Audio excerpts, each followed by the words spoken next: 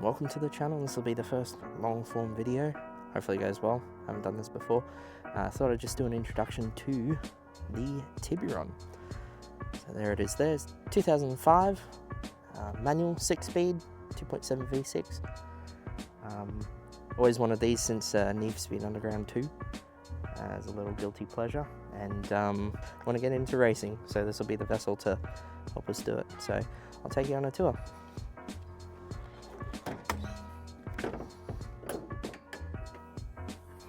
Here we go.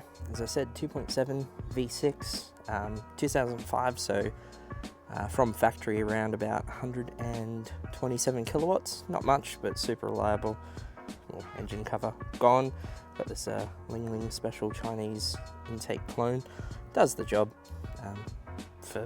For the cost, it's pretty good. Now, before I bought it, it came with a full shopping list of receipts, which is great. Things like new radiator, new fan, timing belt's been done a few times, new water pump, all new ignition assembly, spark plugs, etc. It's all been done. So really couldn't pass it up for the price. Now down here, one thing I have done recently is I've done the clutch slave cylinder restrictor spring mod. So basically remove it, there's this little tiny pinhole restrictor in there that makes the clutch feel all mushy. So today we're going to test drive that and go do some shopping.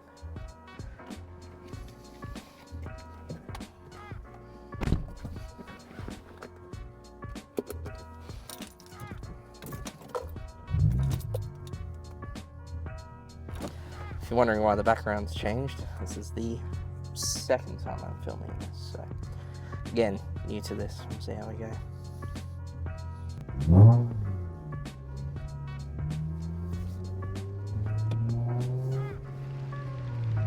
Why a Hyundai Tiburon? Well, my goal is to get into racing. I would like to race. I've had that dream since I was a kid. Now that I'm an old adult, I can try and make it a reality.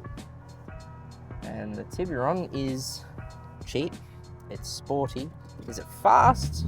Not by comparison. You could probably buy a Honda, make it quicker, but she goes all right.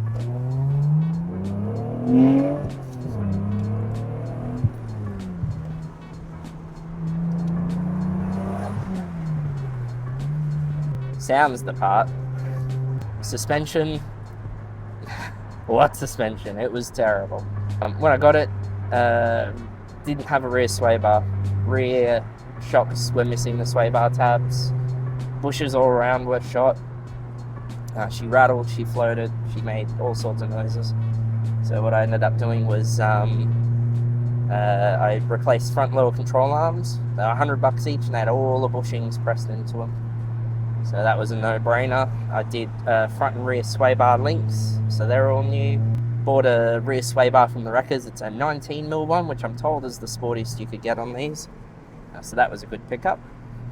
Shout out to Petter's Suspension. Managed to pick up all the sway bar bushes based on their off-the-shelf, just by size. I brought the old ones in, measured them up. They gave me some D bushes and the brackets to go on there.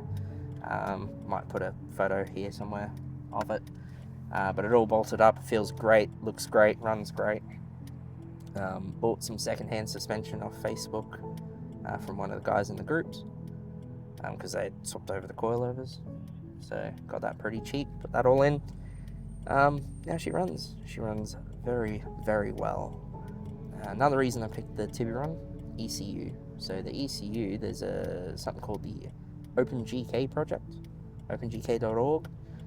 Shout out to those guys. I've been working with them. I think I'm part of the team now, Chase. If you're watching this, part of the team, please. But I've been helping them and working with them as far as creating definitions for the ECUs, identifying a few different things that we can now modify. One of those things being the idle speed actuator. Traditionally, you'd use a restrictor on these cars to restrict airflow, make it not rev hang as much. If you own a Tiburon, you know what I'm talking about. They rev hang like no tomorrow. There are a lot of drawbacks with that, so I went in, I found the function and the tables that sort all that out. So I've been working on a tune for that. And yeah, it's got it all sorted now. So the revs don't rev hang anymore, but she drives like factory otherwise, which is great. Couple that with the clutch restrictor, the slave cylinder restrictor. I took that out. The clutch just feels normal now. The whole car's transformed. And they're so forgiving to work on, and that's what I love about it. Is it's just that older wrenching on cars that I loved and I was used to. It's like the JDM without the JDM price tag. Is it as fast as a JDM? No. Does it have the same prestige as a JDM? No. But does it meet all the goals that I want it to meet? And does it provide the smiles per mile factor? Yeah. She's a beautiful car. And she doesn't dent the wallet too bad, which is nice. So what else have I done? ECU wise. Well, as you know, I've done the idle speed actuator stuff. That's working pretty nicely now, so I'll release that to the project. Hopefully we'll get a wiki page up about it, which will be great. I've given it ghost cams. If you don't know what ghost cams are, it's like a fake cam sounding idle. Some people don't like it, some people like it. Personally, I don't care. I've actually left it in because it kind of sounded sweet and I can take it out whenever I want. So why not? Did that by manipulating the idle spark correction table. So just using the idle speed actuator, you can turn that a little bit and that much air will do huge things for your revs. So a lot of manufacturers will fine tune the idle speed using a spark correction. And so we take that table, we throw out whatever the factory puts in there, put in our own thing, and we just give it a bit of a lope, which is quite nice. It doesn't hurt the car unless you're idling forever, I guess. Yeah, no, it's fun. Does it improve performance? No. Does it sound cool as hell? I think so. Timing. So, well, first off, fuel. Haven't touched fuel. These cars run pig rich. You've got your normal fuel map, and then when you go past wide open throttle, there's a fuel enrichment table, and that just dumps extra fuel in. So these cars have a habit of, I've heard, 10-to-1 air-fuel ratios or worse. But I don't have an air-fuel meter yet, so until I get an air-fuel meter, I won't be touching fuel. Ignition timing, I've been working with Chase. Shout out Chase, love your work, you're very friendly. And Chase has been helping with information around timing.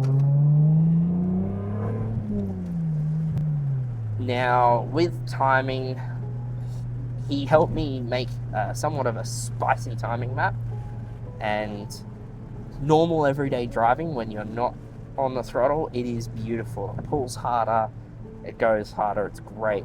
But for some reason in this particular Tiburon, the 202 sensor single catalytic converter Tiburon, when you're on full throttle, it's just not as much. It doesn't pull as hard as the factory timing map does, which is super interesting.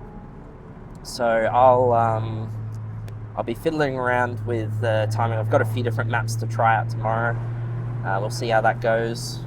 Now, racing. Race day tomorrow for me, for you, whenever the video comes out. Finally going racing, finally living that childhood dream. I've chosen sprint racing. Why?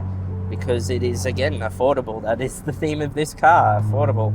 I have a family to feed and a roof to keep over their head. I can't dent the wallet too much. So sprint racing, super affordable. I'll be sprint racing with the Sunshine Coast Motor Sport Club, SCMSC. They run affordable sprint racing at a number of locations. It seems really cool. I've been following their page for quite a while.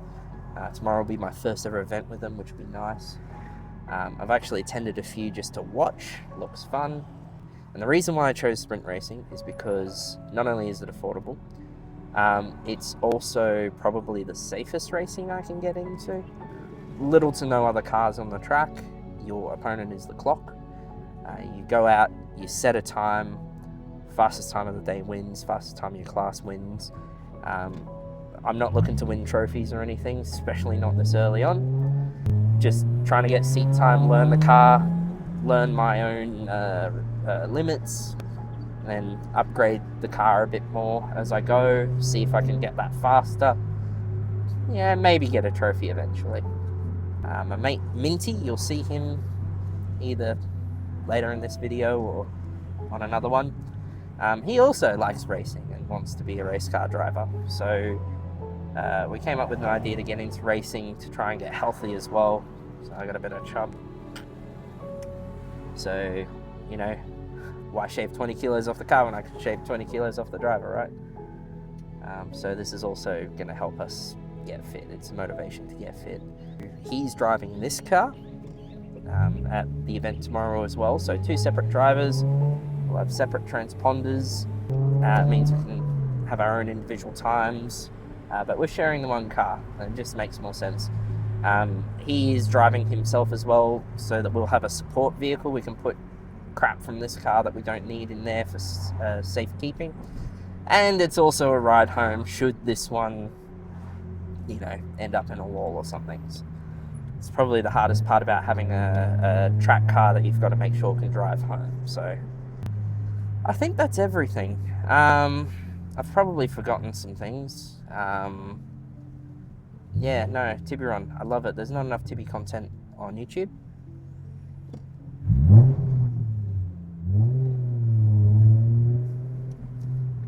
There's not enough Tibby content on YouTube, so I thought I'd contribute a little bit more, see what happens. Shout out to all the people that help out with the Tiburons. We've got, well, folks over at OpenGK. Chase specifically, I know he's been doing a lot of work with ECU tuning. We've also got, I think his name's Taylor. He's another YouTuber doing some Tibby content. Before picking up the car, I watched some of his stuff just to see what recent mods and that could be done to the Tiburon, what was still out there.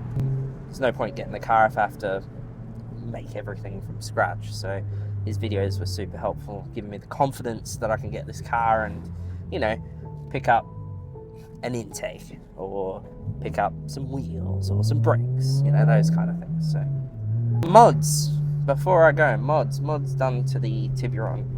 Apart from having new factory stuff replaced over its life, I've got the Chinese clone intake, the Ling Ling special. It just copies a lot of those more expensive ones. In Australia, they can be upwards of $800 plus, whereas this one was $250 AUD to my door. Exhaust, you might be able to hear it. So picked up 2 cannons off eBay after watching a video by Thatcarlife, shout out. Thatcarlife and Thatcarlifesupport, they've got a Tiburon as well. They did a whole series of videos including exhaust amongst other things, and their advice on exhaust was very helpful. So for this car I've got the 2 cannons on the back, and that's been made up 2 inches into the main exhaust, which I think is 2 1/4. And then I've changed over the factory resonator to a hot dog resonator, which gets rid of all the cheek clapping nasty sounds, but it's way more free flowing than the factory one. And that's pretty much it, apart from tickling the ECU. She's on good, just street tires, so that'll be our limit tomorrow probably, but we'll find that out. Apart from that, yeah, hope you enjoyed the ride home. Guess I do the whole like, comment, subscribe, shout out, blah blah blah. Guess see you guys in the morning. For me, a morning, for you, whatever. If this is a 2-parter or a 3-parter, who knows. Thank you for joining me, Kimchi Spiceworks channel.